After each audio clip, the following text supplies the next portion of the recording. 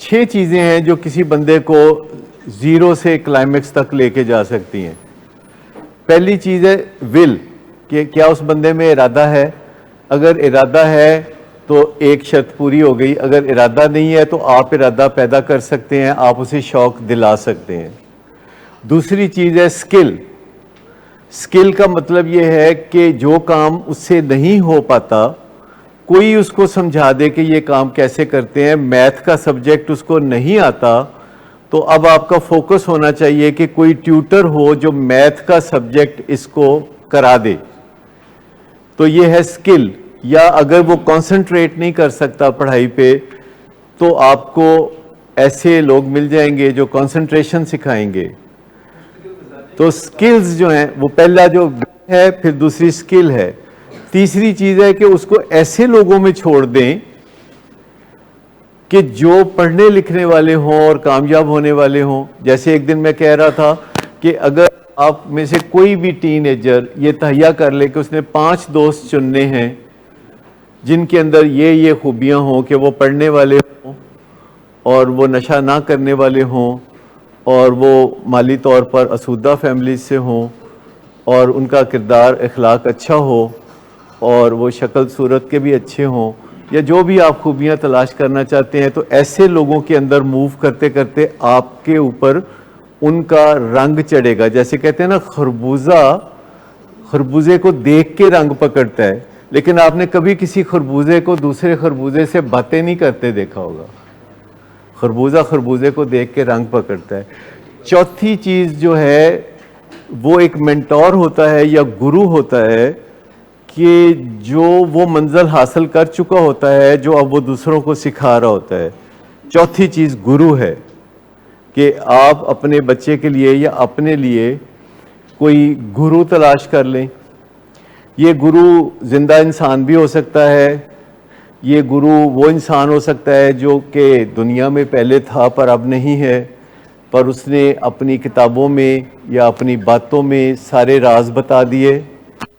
اور یہ گرو وہ بھی ہو سکتا ہے جو آج کل کوئی ٹرینر ہو جو کہ عملی طور پر آپ کو سکھا سکتا ہو کہ کاروبار کیسے کرتے ہیں، کردار اچھا کیسے بناتے ہیں اور دولت کیسے کماتے ہیں. تو یہ گرو چوتھے نمبر پہ.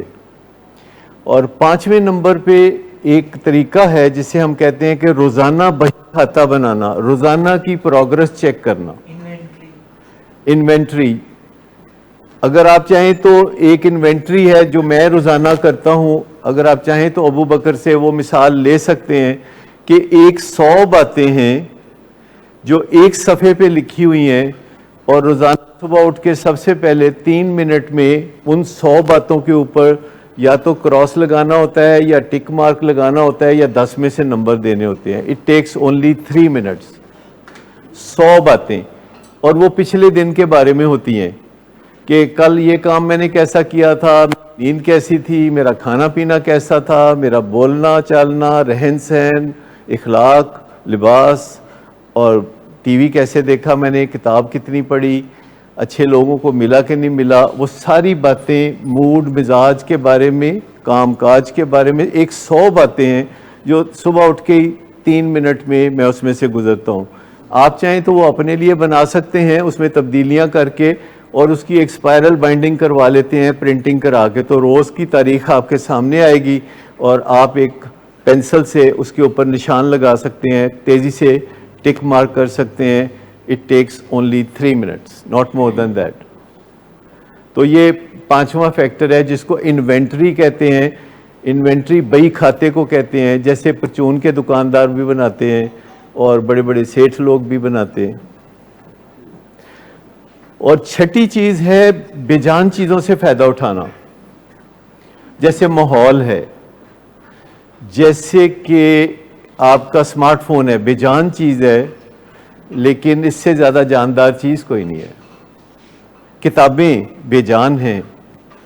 بے جان چیزوں سے فائدہ اٹھانا، قربتوں اور فاصلوں سے فائدہ اٹھانا، کیونکہ قربتیں اور فاصلے بہت میٹر کرتے ہیں.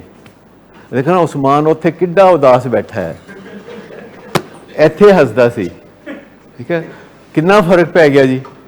اتنے ابا جی دے کول بیٹھا ہے تو بالکل اداس بیٹھا ہے. ہاں تو کہا کہ ادھر آ. تو کیوں کہا؟ کیونکہ یہ پھر ادھر بات نہیں سنتے, پھر یہ آپس میں کوئی کچھ نہ کچھ کرتے رہتے ہیں فیشل ایکسپریشن سے یا باتوں سے. تو پھر میں کہتا اچھا آپ ادھر آ جائیں, آپ ادھر چلے جائیں, آپ ادھر کر جائیں. اس کو کہتے ہیں پروپنکوٹی, یعنی کسی سے فاصلہ یا قربت آپ کی زندگی بدل سکتی ہے. کسی سے فاصلہ یا کسی سے قربت آپ کی زندگی بدل جاتی ہے. تو یہ 6 چیزیں ہیں. تو سب سے پہلے آپ نے فیصلہ کرنا ہے کہ میں چاہتا کیا ہوں, یعنی بیٹا کیا چاہتا ہے یا آپ بیٹے کے لیے کیا چاہتے ہیں, اور اس کے بعد پھر آپ ان 6 چیزوں پہ لگ جائیں. خرابی نہیں, موڈ کی خرابی ہے. شراب نوشی کبھی بھی نشے کی بیماری میں بدل سکتی ہے. نشے کی بیماری ہر سٹیج پر قابل علاج ہے. مدد حاصل کیجیے کیونکہ وہ ایسا نہیں کرے گا. ولنگ ویز سے مدد حاصل کیجیے, کہیں سے بھی مدد حاصل کیجیے, لیکن فوری مدد حاصل کیجیے. جس معجزے کے انتظار میں آپ نے بہت دیر کر دی, اب وہ دستک دے رہا ہے. مدد حاصل کیجیے, مدد حاصل کیجیے, مدد حاصل کیجیے.